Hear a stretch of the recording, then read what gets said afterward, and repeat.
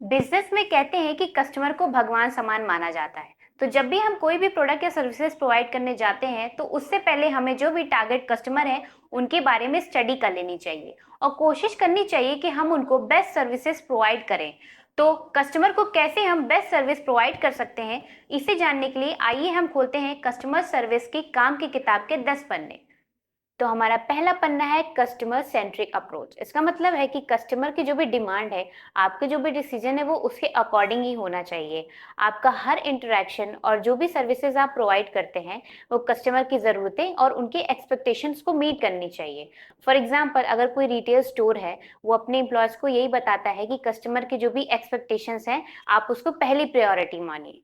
तो हमारा दूसरा पन्ना है इफेक्टिव कम्युनिकेशन। इसका मतलब है कि जब भी आप अपने कस्टमर से बात कर रहे हो तो आप हमेशा क्लियर एंड कंसाइज लैंग्वेज का यूज करिए और टू द पॉइंट बोलिए और उनकी जो भी प्रॉब्लम्स है या इश्यूज है उसको ध्यान से सुनिए और उसको तुरंत ही रिस्पॉन्ड करिए और उनको जो भी इंफॉर्मेशन की जरूरत हो उसको प्रोवाइड करिए। फॉर एग्जांपल, जैसे एक कॉल सेंटर होता है, वहां पे जो कॉलर्स होते हैं वो पहले कंप्लेंट सुनते हैं जो भी कस्टमर की है, उसके बाद उन्हें स्टेप बाय स्टेप प्रोसेस बताते हैं कि उनकी प्रॉब्लम का सोल्यूशन क्या हो सकता है।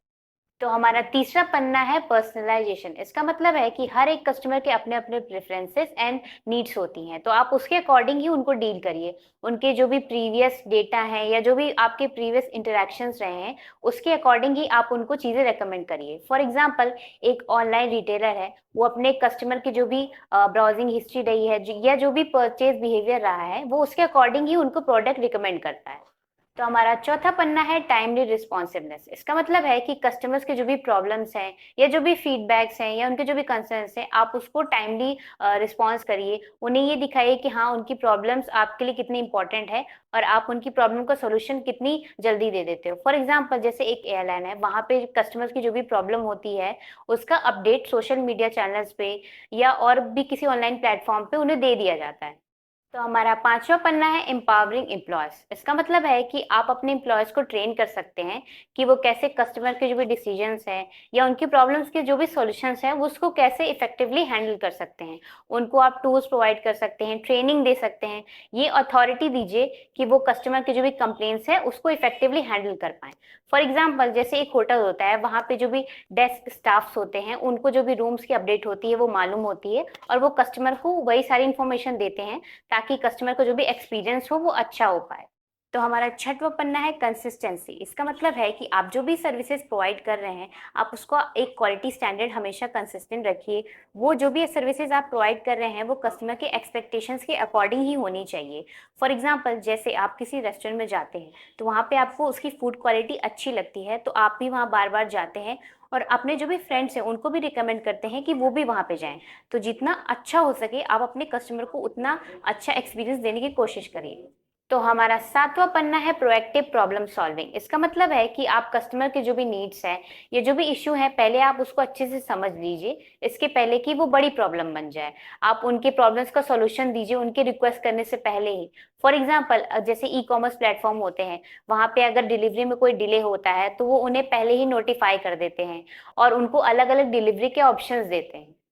तो हमारा आठवां पन्ना है कंटिन्यूअस फीडबैक। इसका मतलब है कि आप अपने कस्टमर से रेगुलरली फीडबैक लीजिए कि आपको किस किस एरिया में इम्प्रूवमेंट की जरूरत है या आपकी सर्विसेज में क्या क्या एडजस्टमेंट करने की जरूरत है। ये सारे फीडबैक्स आप कस्टमर से लेते रहिए।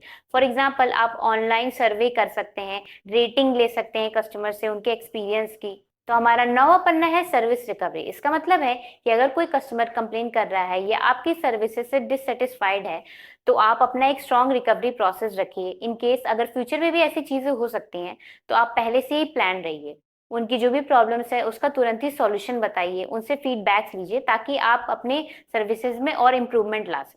हमारा 10वां और आखिरी पन्ना है कस्टमर अप्रिशिएशन। इसका मतलब है कि आप अपने कस्टमर को अप्रिशिएट कर सकते हैं, उनकी लॉयल्टी के लिए उन्हें एक्नॉलेज कर सकते हैं, उन्हें डिस्काउंट ऑफर कर सकते हैं, उन्हें थैंक यू नोट लिख सकते हैं ताकि उन्हें भी लगे कि हाँ, उनकी भी वैल्यू है।